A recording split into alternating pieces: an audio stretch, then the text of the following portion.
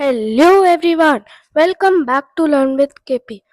आज हम करने वाले हैं डीएवी क्लास 6 साइंस का chapter 2 food. We know that all living organisms need food to grow and survive. तो हमें पता है कि जितने भी लिविंग ऑर्गेनिजम्स हैं उन्हें खाना चाहिए अपनी ग्रोथ के लिए और सरवाइव करने के लिए। Food provides the energy needed by living beings to do work. तो फूड हमें वो एनर्जी प्रोवाइड करता है जो लिविंग बीइंग्स को चाहिए अपना काम करने के लिए। It also protects us from different diseases and keeps us fit and healthy. वो हमें बहुत अलग अलग बीमारियों से भी प्रोटेक्ट करता है और हमें फिट और हेल्दी भी रखता है food. Food is the main source that sustains and nourishes life. Food एक मेन सोर्स है जो लाइफ को सस्टेन और नरिश करता है। Green plants make their own food by the process of photosynthesis. जितने भी ग्रीन प्लांट्स हैं हमें पता है कि वो अपना जो खाना है वो फोटोसिंथेसिस वाले प्रोसेस से बनाते हैं। Animals and human beings are dependent on plants for their food. और जो एनिमल्स होते हैं, ह्यूमन बीइंग्स होते हैं, वो उन पर डिपेंडेंट होते हैं प्लांट्स पे अपने खाने के लिए। Sources of food. All living organisms get their food from plants, animals or their products. जितने भी लिविंग ऑर्गेनिजम्स हैं वो अपना फूड कहाँ से पाते हैं? प्लांट्स, एनिमल्स या उनके प्रोडक्ट्स से। आगे देखेंगे तो एक एक्टिविटी है जिसमें बहुत सारी पिक्चरें दी हुई है। Apple, eggs, cheese, nuts, spices, pulses, honey, vegetables, milk, yogurt, ice cream, wheat and rice. We get the food items shown above from different shops or stores. Let us think, where do these come from before arriving at the shops?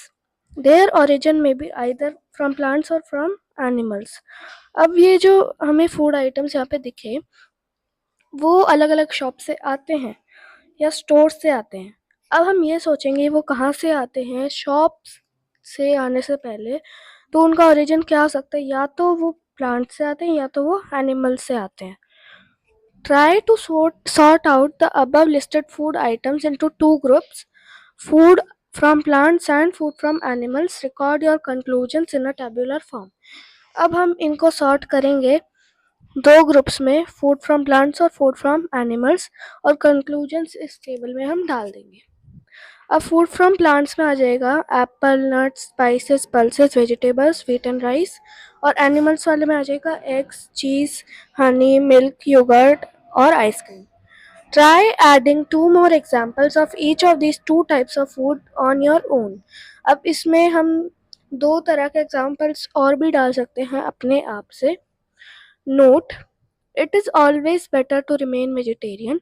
अब यहाँ पे एक note है कि वो कहता है note कि हमें हमेशा वेजिटेरियन ही रहना चाहिए, मतलब वेजिटेरियन रहना एक तरह से बहुत अच्छा होता है. अब यहाँ पे आएंगे food from plants. Plants make their own food by utilizing the energy of the sun. Plants जो है वो अपना खाना सन की एनर्जी को यूटिलाइज करके बनाते हैं. Food is prepared by the leaves of the green plants. Food जो होता है वो ग्रीन प्लांट्स की लीव से बनाया जाता है. It is then stored in different parts of the plants, और वो प्लांट्स के अलग अलग पार्ट्स में स्टोर हो जाता है. Human beings and some animals eat this plants in one form और द अदर. ह्यूमन बींग्स जो होते हैं और कुछ एनिमल्स होते हैं वो प्लांट्स को एक या कोई भी अदर फॉर्म में भी खा सकते हैं. Cereal grains like wheat, rice, maize, millets, jawar and bajra are important sources of energy. They constitute the major component of our food. Serial grains होते हैं जैसे वीट, राइस, मेज, मिलेट्स, जो ज्वार एंड बाजरा होते हैं, वो हमारे इम्पॉर्टेंट सोर्स होते हैं एनर्जी के. They constitute the major component of our food. वो हमारे फूड का मेजर कंपोनेंट बनाते हैं. Pulses like green gram moong, gram chana, black gram urad, kidney beans rajma, split red gram arhar, red lentil masoor and soybean भाटमा are some of the important sources of proteins in our diet. अब कुछ pulses होती है जैसे green gram, जैसे मूंग की दाल, चना, उड़द की दाल, राजमा, अरहर, मसूर, सोयाबीन जिसको भाटमा भी बोलते हैं, वो इम्पॉर्टेंट सोर्सेज होते हैं किसके? प्रोटीन्स के हमारी डाइट में। Fruits like mango, apple, banana, orange, watermelon and melon are good sources of nutrients. जितने भी फ्रूट्स होते हैं जैसे यहाँ पे दिए हुए हैं mango, apple, banana, orange, watermelon, melon, वो न्यूट्रिएंट्स के बहुत अच्छे सोर्स होते हैं। Green leafy vegetables like spinach, mustard, fenugreek, and many other vegetables like radish, ladyfinger, turnip, carrot, brinjal, and potato are all obtained from plants. तो जितनी भी green leafy vegetables होती है जैसे स्पिनच, मस्टर्ड, फेन्यूग्रीक और बहुत सारी वेजिटेबल्स जैसे रेडिश, यहाँ पे रेडिश की स्पेलिंग गलत है, यहाँ ए आना चाहिए, और lady finger, turnip, carrot, brinjal and potato वो सारी प्लांट से मिलती हैं। We use oils like mustard oil, sesame oil, sunflower oil, groundnut oil and coconut oil to cook our food. तो जितने भी ऑयल्स होते हैं जैसे हम यूज़ करते हैं मस्टर्ड ऑयल वगैरह वगैरह, sesame oil, sunflower oil, groundnut oil, coconut oil हमारे खाने में यूज़ करते हैं। These oils are obtained from plants and are the sources of fats. ये जो होते हैं ये ऑयल्स ये प्लांट से तो ऑब्टेन होते ही हैं और सोर्सेज होते हैं किसके? फैट्स के। स्पाइसेस लाइक क्यूमिन, जीरा, टर्मरिक, हल्दी, ब्लैक पेपर, काली मिर्च, कार्डमम, इलायची, चिली मिर्च, carom seeds, अजवाइन एंड क्लोव लौंग give flavours to our food and make it tasty. अब कुछ स्पाइसेस होते हैं जैसे यहाँ दिए हुए हैं वो हमारे फूड को एक फ्लेवर दे देते हैं अच्छा सा और उसको टेस्टी बना देते हैं। Food from animals. Animals are also an important source of our food. We get the following food items from animals. अब animals भी बहुत important source है हमारे food का। अब हम कौन से food items animal से पाते हैं देखेंगे। Milk. Milk is considered a complete food. Milk को एक complete food बोला जाता है। Milk giving animals are called milch animals. Milk giving animals को बोला जाता है milch animals. Cows and buffaloes are the two main milch animals. Cows होती हैं, buffaloes होती है, वो two main milch animals है। Goats and camels also give us milk. Goats और camels होते हैं वो भी हमें milk देते हैं। अब आएंगे eggs पे।